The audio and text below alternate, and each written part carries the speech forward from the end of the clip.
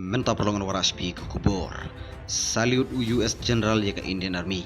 Tongan isngam. Major General James Mark. Upala retired. Ukuran siya ke CNN. Siya hang ki strike ke India ya ke Pakistan. Upenram ya ke spy Pakistan ya ke jingbom long professional. Uong bakimnya ket kumkaan. Iaroh umak ya ke Indian Army.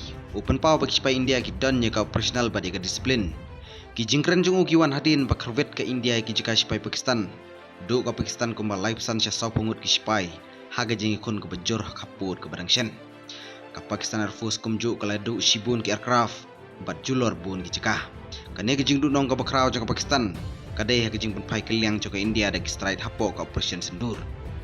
Ka India kan pau official kini ki details. Shisingi hadian basange ki military action. Lieutenant General Rajiv Ghai.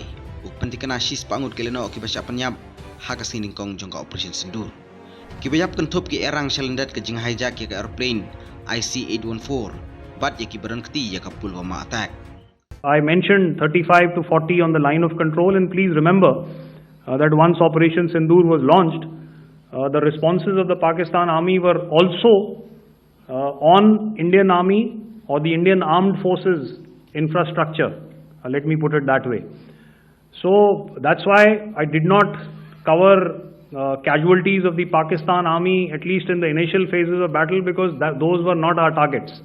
Our targets were terror oriented, and of course later, once they launched air intrusions and air operations on our infrastructure, we've used heavier weapons, and of course there would have been casualties, but those are still being assessed.